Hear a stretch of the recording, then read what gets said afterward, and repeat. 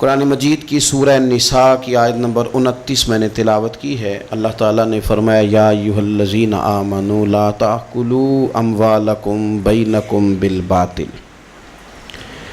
فرمایا کہ اے ایمان والو، آپس میں ایک دوسرے کا مال ناحق طریقے سے نہ کھاؤ، باطل طریقے سے آپس میں ایک دوسرے کا مال نہ کھا جانا۔ اسلام جو ہے اس کے کچھ شعبہ جات ہیں، اگر ہم اس کی بڑی شعبہ جات کی تقسیم کریں گے تو دو چیزیں ہیں، ایک حقوق اللہ اور ایک حقوق العباد۔ سب لوگ اس بات کو جانتے ہیں اور بڑی توجہ سے جانتے ہیں کہ حقوق اللہ میں تو معافی ہے، لیکن حقوق العباد کا معاملہ بڑا سخت ہے، اس کے اندر معافی نہیں ہے۔ اب یہ حقوق اللہ اور حقوق العباد کے معاملے کو اگر مزید تھوڑا سا کھول دیا جائے، مزید اس کو کھول دیا جائے تو پھر دین کے 5 شعبے بن جائیں گے۔ ایک عقائد ہے، اس کے بعد عبادات ہیں، تیسرے نمبر پر معاملات ہیں ہمارے ایک دوسرے کے ساتھ لین دین کے حقوق کے، چوتھے نمبر پر اخلاقیات ہیں کہ ہمارا رویہ، ہمارے عادات کس طرح کی ہیں، اور پھر 5ویں نمبر پر ہماری معاشرت ہے کہ ہمارا اٹھنا بیٹھنا رہن سہن کس طرح کا ہے۔ 5 حصوں میں آپ اس کو تقسیم کر سکتے ہیں۔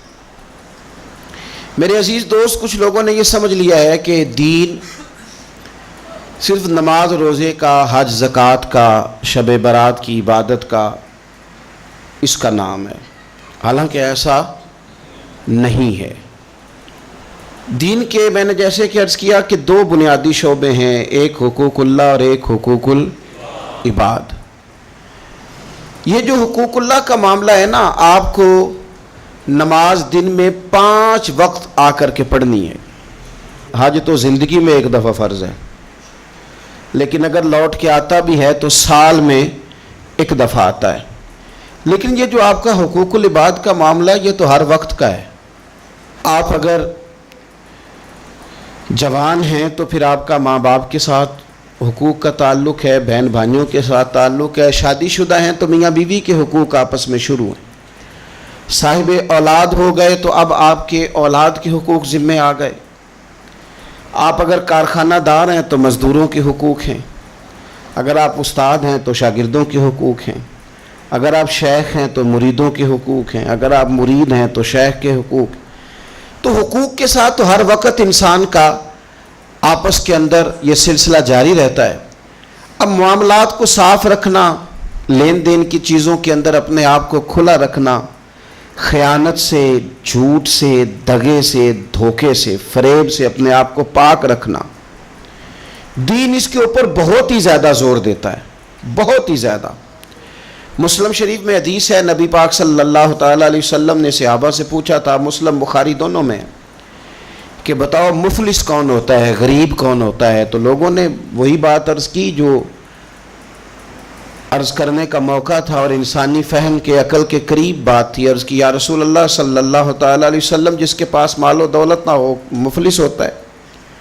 تو حضور نے فرمایا نہیں، میری امت میں تو مفلس وہ ہوں گے جو نماز روزے اور زکوٰۃ کے ساتھ قیامت والے دن آئیں گے، یعنی وہ مفلس ہوں گے جو نماز زکوٰۃ روزے کے ساتھ قیامت کے دن آئیں گے، لیکن ان کے مفلس ہونے کی وجہ یہ ہوگی کہ انہوں نے دنیا میں کسی کو گالی دی ہوگی، کسی پر تہمت لگائی ہوگی، کسی شخص کا حق دبایا ہوگا، کسی کو تکلیف دی ہوگی، کسی کو مارا ہوگا، حالانکہ ان کے پاس نماز بھی ہے، روزہ بھی ہے، زکوٰۃ بھی ہے، لیکن چونکہ انہوں نے حقوق العباد ضائع کیے، اب ان کی کمزوری کا یہ عالم ہوگا کہ وہ جو نیکیاں کما کے لائے تھے وہ ان لوگوں کو دے دی جائیں گی جن پر انہوں نے ظلم کیا تھا، اور اگر پھر بھی ان کے ظلم بچ گئے، نیکیاں دینے کے باوجود ابھی بھی ان کی زیادتیاں باقی رہیں، تو حضور فرماتے ہیں پھر ان مظلوموں کی جو خطائیں ہوں گی وہ ان ظالموں کے کھاتے میں ڈال دی جائیں گی،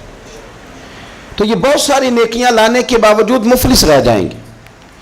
تو یاد رکھیں کہ حقوق اللہ کا معاملہ اپنی جگہ پہ وہ بڑا سخت ہے۔ اب ہمارے ہاں یہ ہوتا ہے کہ توازن نہیں قائم رکھا جاتا، کچھ لوگ تو ایسے ہیں جو سمجھتے ہیں نماز پڑھ لی ہے، میں نے روزہ رکھ لیا ہے، اب باقی میں ولی اللہ ہو گیا ہوں، میں حق نہ بھی ادا کروں. اور کچھ معاذ اللہ اس طرح کے ہیں جو کہتے ہیں کہ نماز کی تمہیں پڑھی ہے، باقی کام. تو بھائی آپ نماز کو بھی ہلکا نہیں سمجھ سکتے، یہ رب کی عبادت ہے. آپ اللہ کی بارگاہ میں جھکنے کو معمولی بات سمجھتے ہیں. آپ توازن قائم رکھیں گے، نماز پڑھیں گے تو وہ بھی پورے ذوق کے ساتھ پڑھیں گے، عبادت کریں گے تو پوری توجہ کے ساتھ کریں گے، نفل ادا کریں گے تو پورے انہماک کے ساتھ، شوق کے ساتھ، ذوق کے ساتھ. قرآن پاک سے آپ مکمل پیار کریں گے، محبت کریں گے، خلوص کے ساتھ پڑھیں گے. لیکن حقوق العباد کا معاملہ، اس کا بھی پورا خیال رکھا جائے گا. یہ دیکھیں نا، کچھ چیزوں کا تعلق عظمت کے ساتھ ہوتا ہے اور کچھ چیزوں کا تعلق ضرورت کے ساتھ ہوتا ہے. اللہ تبارک و تعالیٰ کی جو عبادت ہے وہ اس کی عظمت کے لیے ہے کہ رب عظمتوں والا ہے، وہ حق رکھتا ہے کہ اس کی عبادت کی جائے. اسی ہی کی شان ہے کہ اس کے سامنے جھکا جائے کیونکہ وہ عظمت والا ہے. لیکن اللہ کو عبادت کی ضرورت ہے. ساری دنیا کے مرد حضرت جنید بغدادی بن جائیں، باجزید بستامی بن جائیں، ساری دنیا کے مرد نیک پارسا متقی بن جائیں اور ساری دنیا کی عورتیں رابعہ بصری بن جائیں، تو پھر بھی رب کی شان میں کوئی اضافہ تو نہیں نہ کر سکتے. اور سارے مکر جائیں معاذ اللہ کہ ہم نے عبادت نہیں کرنی، تو اس کی شان میں کوئی کمی کر سکتے نہیں. تو اللہ کی عظمت ہے، شان ہے، اللہ کو عبادت کی ضرورت نہیں ہے. یہ اس کی عظمت ہے کہ اس کی بندگی کی جائے. تو کچھ چیزوں کا تعلق عظمت کے ساتھ ہوتا ہے اور کچھ چیزوں کا تعلق ضرورت کے ساتھ ہوتا ہے. اللہ کی یہ شان ہے کہ اس کی بندگی کی جائے اور لوگوں کو ضرورت ہے کہ ان کا خیال رکھا جائے. اللہ کی تو شان ہے کہ رب کی عبادت کی جائے، اور بھوکے کو ضرورت ہے اسے روٹی کھلائی جائے، پیاسے کو ضرورت ہے کہ اسے پانی پلایا جائے. آپ دیکھیے کہ میرے ایک بڑے بہترین قابل احترام استاد ہوں، شیخ ہوں، ایک طرف وہ مجھے بلا رہے ہوں کہ آ ذرا میری بات سن، اور ایک طرف ایک آدمی بڑا مریض ہے، بیمار ہے، اسے ضرورت ہے کہ میں اسے ہسپتال چھوڑ کے آؤں. تو مجھے کیا کرنا چاہیے؟ وہ جو مر رہا ہے نا اسے ہسپتال پہنچانا چاہیے. اس لیے کہ بزرگوں کی تو عظمت ہے، میں نہ بھی جاؤں گا تو ان کی شان میں کوئی کمی، لیکن اس کو میری ضرورت ہے، یہ ضرورت مجھے پوری کرنی ہے. چلے میں بات اور کھولتا ہوں، زیادہ سمجھ میں آ جائے، شاید اس طرح زیادہ سمجھ میں آ جائے. ایک بزرگ ہیں، انہوں نے وضو تازہ کرنا ہے، ان کو پانی کی ضرورت ہے، اور پانی ایک کٹورے میں ہی ہے، صرف ایک برتن میں پانی ہے، انہوں نے وضو تازہ کرنا ہے. اور قریب ایک شخص ہے جو پیاس سے مر رہا ہے. بزرگ آواز دیتے ہیں کہ میاں آنا ذرا وضو کرانا، اور وہ کہہ رہا ہے یار میں مر جاؤں گا چند قطرے نہ ملے. اب شریعت کا حکم یہ ہے کہ وضو نہیں کرانا، پیاسے کو پانی پلانا ہے. یہ آپ بات کو سمجھیں. اب ذرا بخاری مسلم کی وہ حدیث سنیں کہ نبی پاک صلی اللہ تعالیٰ علیہ وسلم فرماتے ہیں قیامت کے دن رب فرمائے گا ایک بندے سے کہ میں بھوکا تھا، تو نے مجھے روٹی کیوں نہیں کھلائی؟ رب فرماتا ہے کہ میں پیاسا تھا، تو نے پانی نہیں پلایا؟ کپڑے لے کے تو آیا ہی نہیں، مجھے کپڑے پہنانے چاہیے تھے. تو بندہ عرض کرے گا مالک تو کھانے سے، پینے سے، پہننے سے پاک ہے. تو رب فرمائے گا وہ جو تیرے پڑوس میں بندہ بھوکا تھا تو بندہ تو میرا ہی تھا نا. وہ جو تیرے جاننے والوں میں آدمی پیاسا تھا تو وہ تھا تو میرا ہی بندہ. بھائی غور کریں گے آپ بات پر. آپ حقوق العباد کا جو مسئلہ ہے نا اس کو آپ سمجھیں. ہم لوگوں نے سمجھ لیا کہ بس ٹھیک ہے، کھل کے میں حاجی صاحب کہلاؤں، کھل کے میں صوفی صاحب کہلاؤں، مجھے لوگ معلم کہیں، مجھے لوگ صاحب تقوی کہیں، اور مجھ سے لوگ ڈگری لیں، میں لکھ کے دوں تو کوئی نیک ہوگا، میں لکھ کے دوں تو کوئی نمازی ہوگا. یوں نہ کر. رب کے بندے ہیں، ان سے پیار کرنا سیکھ. اللہ کی مخلوق کے بارے میں اپنا رویہ نرم کر، اپنے معاملات کو صاف کریں، لین دین کے معاملات کو کلیئر رکھیں. لا تاکلوا اموالکم بینکم بالباطل، ایک دوسرے کا مال باطل طریقے سے نہیں کھانا. تیری نماز تجھے روک دے، تو نماز پڑھ کے نکلے تو خیال آئے کہ میں نے جھوٹ نہیں بولنا. تیری نماز تجھے روک دے کہ میں نے لقمہ حرام اپنے قریب نہیں آنے دینا. امام اعظم ابو حنیفہ 40 سال اگر ساری رات کھڑے رہ کے نماز پڑھتے رہے ہیں نا، تو امام صاحب کا یہ عبادت کا ماحول بھی تھا. لیکن اگر ان کے پارٹنر نے کپڑا بیچتے وقت کسی کو نقص والا کپڑا بیچ دیا ہے نا اور وہ پیسے لے کے آئے تو امام صاحب نے وہ رقم بھی استعمال نہیں کی, وہ بھی ساری اللہ کے راستے میں خیرات کر دی. معاملات کے بارے میں وہ لوگ بڑے سنجیدہ تھے, غیر سنجیدہ نہیں تھے کہ جناب کوئی نہیں چل جاتا ہے خیر صلی اللہ ہے. رزق کا جب تک آپ کا معاملہ صاف نہیں ہوتا, رزق کا مسئلہ جب تک ٹھیک نہیں ہوتا, تب تک تو دعائیں قبول نہیں ہوتی, نماز میں لذت نہیں آتی. نبی پاک صلی اللہ علیہ وسلم نے فرمایا پرا گندہ حالت ہو, پھٹا پرانا لباس ہو اور انسان بکھرے بالوں سے تڑپ تڑپ کے بھی دعا مانگے, اس کی دعا اس لیے قبول نہیں ہوتی کہ اس نے جو کپڑے پہنے ہیں وہ حرام پیسوں کے, جو روٹی کھائی ہے وہ کسی کا مال لوٹ کے کھائی ہے, جو پیا ہے وہ کسی مسکین کا مال کھا پی گیا, اس کی دعا کیسے قبول ہوگی؟ آپ حقوق العباد کے معاملات کے اندر اپنے آپ کو زیادہ سے زیادہ فکر مند کریں. آپ غور کریں کس جگہ کوئی نقص تو نہیں رہ گیا. سیدہ عائشہ صدیقہ یہ بڑی نصیبوں والی خاتون ہے, یہ وہ خوش بخت عورت ہے کہ جس کے گھر میں حجرہ نور میں داخل ہو کے مدینے والے محبوب کہتے تھے کہ سکون محسوس کرتا ہوں. حضور کی سیرت بتاتی ہے کہ حضور وہاں سکون محسوس کرتے تھے. حضرت عائشہ صدیقہ نے حضور سے دین لیا اور محبوب کریم کا سر نور ان کی گود میں رہتا تھا جب وہ حضور سے سوالات پوچھا کرتی تھی. سیدہ عائشہ صدیقہ کی عظمتیں حضرت عائشہ صدیقہ رضی اللہ تعالیٰ عنہ روایت کرتی ہیں, اور یہ حدیث مبارکہ مشکات شریف میں موجود ہے. فرماتی ہیں کہ اعمال نامے 3 قسم کے ہوں گے قیامت کے دن, 3 قسم کے اعمال نامے. مجرم جو ہوں گے جرم کر کے آئیں گے ان کے 3 قسم کے اعمال نامے ہوں گے. فرماتی ہیں میں نے نبی پاک صلی اللہ علیہ وسلم سے سنا کہ 3 قسم کے لوگوں کے اعمال نامے ہوں گے. ایک وہ لوگ ہوں گے, وہ والا معاملہ ہوگا جو رب کا بندوں کا عقیدے کے ساتھ ہے. اگر کوئی بندہ شرک کر کے آیا ہوگا تو اللہ اس شرک کو کبھی معاف نہیں کر. ان اللہ لا یغفر ان یشرک بہ ویغفر ما دون ذلک لمن یشاء. بے شک اللہ معاف نہیں کرے گا کہ اس کے ساتھ شرک کیا جائے, باقی وہ اس کے علاوہ جس کو چاہے گا اپنے فضل سے معاف فرما دے گا. تو ایک تو یہ اعمال نامہ قیامت کے دن ہوگا, جو مشرک ہوگا اسے معاف نہیں کیا جائے گا. اور دوسرا سیدہ عائشہ صدیقہ رضی اللہ تعالیٰ عنہ فرماتی ہیں کہ نبی پاک علیہ السلام نے فرمایا ایک معاملہ حقوق العباد کا, بندوں کا بندوں کے ساتھ معاملہ. کسی نے کسی کی ذلت کر دی, رسوائی کر دی, مال دبا لیا, تانا دیا, تکلیف دی. فرمایا یہ دوسرا اعمال نامہ ہے, یہ بھی رب اتنی دیر تک معاف نہیں کرے گا جب تک بندہ بندے کو معاف نہیں کرے گا, یہ معاف نہیں کیا جائے گا. اور تیسرا فرمایا معاملہ اللہ اور بندوں کا ہے, عبادت کا معاملہ ہے, نماز کا معاملہ ہے, روزے کا معاملہ ہے. فرمایا اس میں رب بڑا کریم ہے, اپنے فضل سے فیصلہ کرے گا, چاہے تو عذاب دے اور چاہے تو اپنے فضل سے بندوں کو معاف فرما دے, چاہے تو اپنے فضل سے معاف کر دے. 3 قسم کے معاملات قیامت میں ہوں گے. حقوق العباد کے معاملے کو درمیان میں بیان کیا گیا.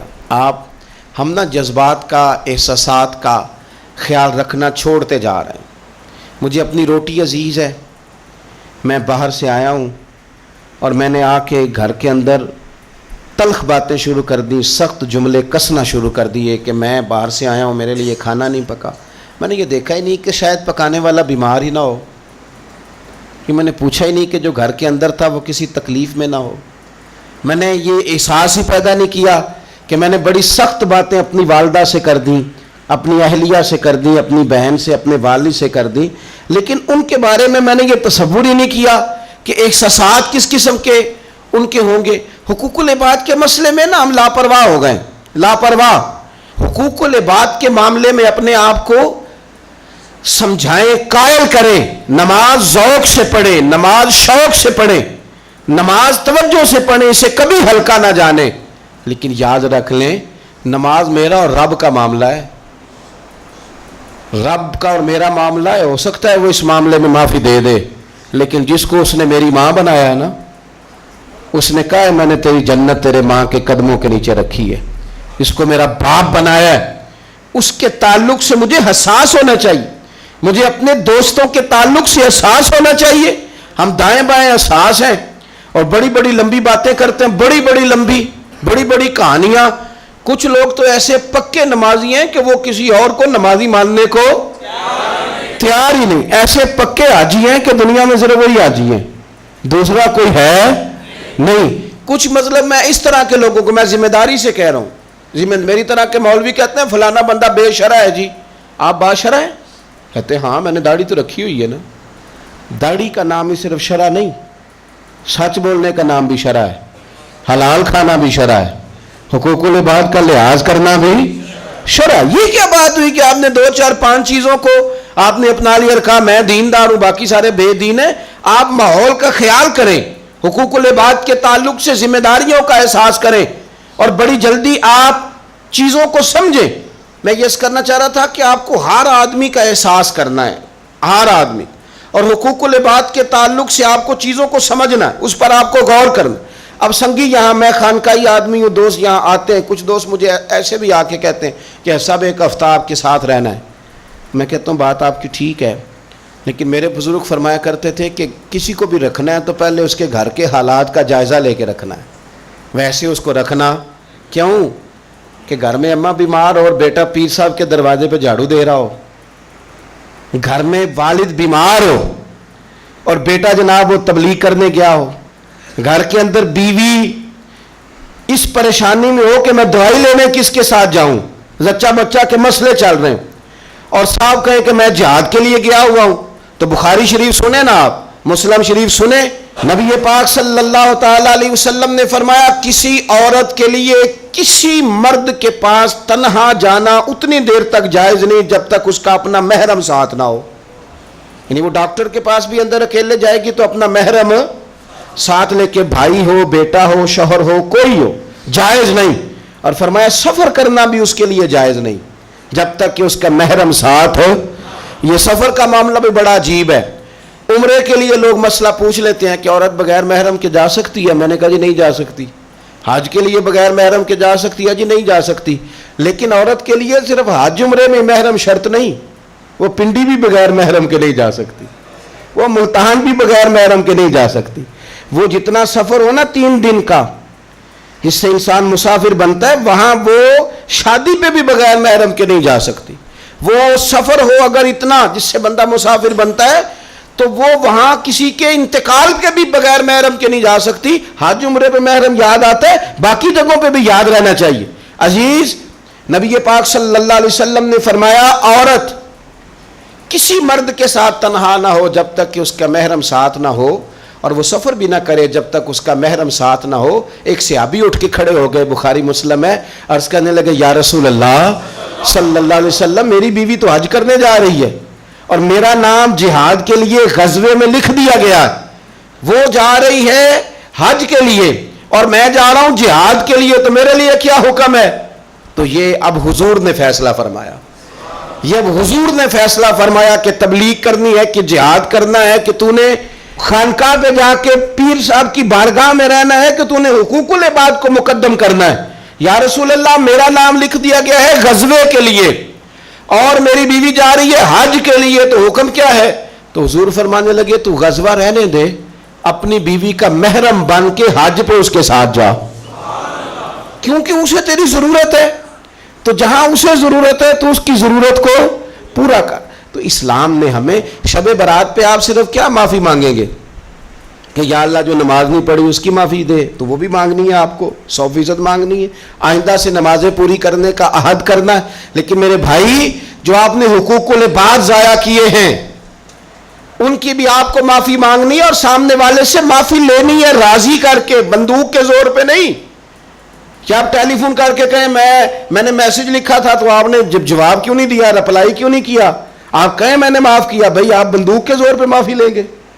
آپ راضی کریں. جب کسی سے معافی لی جاتی ہے تو اسے راضی کیا جاتا ہے, کہا جاتا ہے کہ اس جگہ میری غلطی تھی, میں تجھ سے معافی مانگتا ہوں. تو حقوق العباد کا جو مسئلہ نہ دیکھیں, میرے نبی پاک علیہ السلام کی حدیث موجود ہے ترغیب و ترہیب کے اندر. ایک شخص نے آ کے عرض کی یا رسول اللہ صلی اللہ تعالی علیہ وسلم میں جہاد پہ جانا چاہتا ہوں پر طاقت نہیں رکھتا, کمزور ہوں. حضور نے فرمایا ماں باپ میں سے کوئی ہے؟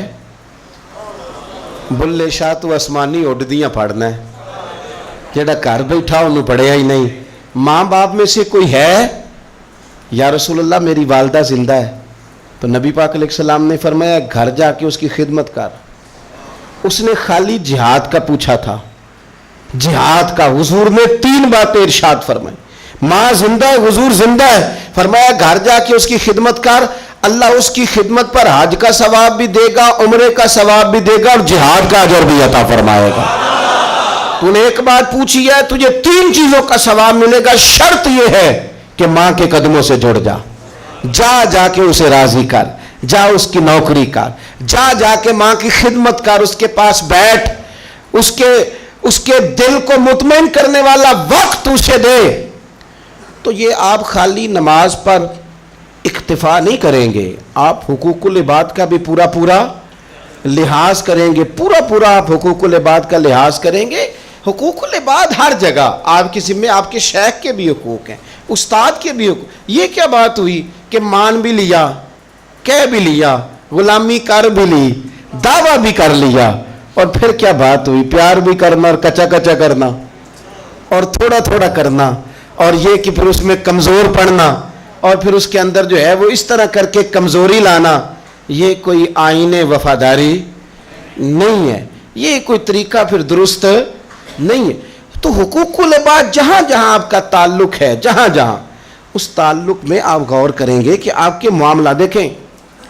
اسلام کے اندر کتنا تڑپ کے جاتے ہیں ہم کعبۃ اللہ کی زیارت کرنے، کتنی تڑپ ہوتی ہے اللہ کا گھر دیکھنا ہے، حضور کی بارگاہ عالی مرتبت میں حاضری دینی ہے، مدینہ طیبہ حاضر ہونا ہے، کتنی بڑی فضیلت ہے۔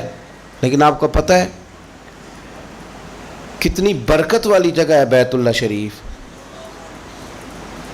طواف کے پھیرے 7 ہیں، لیکن ان میں حجر اسود کا بوسہ 1 ہے۔ حجر اسود کا بوسہ 1 دفعہ لے لو تو کافی ہے۔ کمال یہ ہے کہ صرف 1 ہی نہیں ہے، بھی کوئی نہیں۔ اگر رش زیادہ ہے نا، تم دور سے اشارہ ہی کر لو، کس لیے اتنی دور سے چل کے آئے ہیں، تو اب بھی حجر اسود کو نہ چومیں؟ تو ہمیں حکم دے دیا گیا کہ شوق تمہارا اپنی جگہ پر، تم اکیلے تو نہیں نہ آئے، بوڑھے بھی آئے ہیں، بیمار بھی آئے ہیں۔ دیکھیں ایک حدیث حضور صلی اللہ علیہ وسلم نے فرمایا کہ میرا دل کرتا ہے کہ میں کسی جوان سے کہوں کہ وہ عشاء کی جماعت کرائے، اور میں جوانوں سے کہوں کہ وہ لکڑیاں جمع کریں، اور جو لوگ نماز پڑھنے نہیں آئے میرا دل کرتا ہے ان کے گھر جلا دوں۔ اتنا سخت تاکیدی حکم جماعت کے لیے بیان کیا۔ لیکن یہ بھی بیان کر دیا کہ اگر تم نے کچا لہسن کھایا ہے، پیاز کھایا ہے، مولی کھا لی ہے، تمہارے منہ سے بدبو آتی ہے یا تمہارے جسم سے کسی وجہ سے بدبو آتی ہے، تو مسجد نہ آنا، نمازیوں کو تکلیف ہوگی۔ اللہ کرے آپ سمجھیں، جماعت کا حکم اپنی جگہ پہ تاکید کے ساتھ ہے، لیکن آ کے کسی نمازی کو تکلیف دینے کی پھر بھی اجازت نہیں ہے۔ یعنی جس مسجد میں کچا لہسن، پیاز، یہ چیزیں کھانی حرام تو نہیں نا، جائز ہے نا، لیکن تیرے منہ کی بدبو سے کسی کو تکلیف ہوگی، تو تجھے کہا گیا کہ مسجد میں آ کے نمازی کو تکلیف نہ دے۔ لیکن تو نے وہ اس چیز پر قیاس ہی نہیں کیا، تو نے لفظوں سے تکلیف دے دی، جملوں سے تکلیف دے دی، باتیں کسنی، ایسے سلام پھیر کے بندہ پیچھے ہٹا ہے، پتہ نہیں کیا مجبوری ہے اس کو، تو ایک صاحب نے روک لیا، کہتا تینوں بڑی کال ہے، اتنی جلدی تھی تو آیا کیوں تھا؟ بھائی پوچھ تو لینا اسے، خدا جانے کیا مجبوری ہے، وہ آ گیا، نماز پڑھ لی، اب کیا مثلاً کیا جا سکتا ہے؟ تو اس طرح نہ کریں۔ وہ کسی نے کہا تھا میرا اس شہر عداوت میں بسیرا ہے جہاں لوگ سجدوں میں بھی لوگوں کا برا سوچتے ہیں، لوگ سجدوں میں بھی لوگوں کا برا سوچتے ہیں۔ تو آپ کے جو حقوق العباد کے معاملات ہیں، اس میں صرف نماز روزے کی گواہی ہی قابل قبول نہیں ہے، حقوق العباد کا مسئلہ بڑا ضروری ہے۔ آپ کے لین دین کے معاملات کس طرح کے ہیں، یہ معاملہ بڑا ضروری ہے۔ آپ معاملات کے کتنے صاف ہیں، یہ مسئلہ بڑا ضروری ہے۔ آپ اپنے وعدوں کے کتنے پابند ہیں، یہ معاملہ بڑا ضروری ہے۔ آپ قول و قرار پہ کتنی جلدی پہنچتے ہیں، یہ معاملہ بڑا ضروری ہے۔ آپ کا حقوق العباد کے مسئلے میں صاف ہونا، لین دین کے معاملات میں صاف ہونا، رشتہ داروں کے ساتھ آپ کے تعلقات کا کھرا ہونا، پڑوسیوں کے ساتھ معاملہ ٹھیک ہونا، آپ کے دوستوں کے ساتھ جو آپ کے ساتھ رہتے ہیں ان کے ساتھ معاملہ ٹھیک ہونا۔ ایک بندے نے نا گواہی دینی تھی، حضرت عمر کا زمانہ تھا۔ ذرا دین کو دیکھیے، ہمارے اکابرین، ہمارے اسلاف، صحابہ کرام علیہم رضوان دین کی کون سی صورت ہمارے سامنے رکھتے ہیں۔ امام غزالی نے اس کو لکھا ہے حضرت عمر فاروق رضی اللہ تعالیٰ عنہ کا زمانہ تھا تو کوئی مسئلہ کوئی مقدمہ پیش ہوا تو ایک صاحب کسی کی گواہی دینے لگے اور تعریف کرنے لگے بندہ بڑا اچھا ہے، بندہ بڑا اچھا ہے. تو حضرت عمر نے 3 باتیں ارشاد فرمائیں. آپ فرمانے لگے تو اس کا پڑوسی ہے؟ اس نے کہا نہیں. تو فرمایا تمہیں کیسے پتا بڑا اچھا ہے؟ پھر آپ نے فرمایا تو نے کبھی اس کے ساتھ سفر کیا ہے؟ اس نے کہا نہیں. تو آپ نے فرمایا پھر تجھے کیسے پتا کہ بندہ بڑا اچھا ہے؟ تیسری بات ارشاد فرمائی، فرمایا کبھی درہم و دینار کا لین دین کیا ہے؟ کہا حضور نہیں. تو فرمایا پھر تمہیں کیسے پتا بندہ بڑا اچھا ہے؟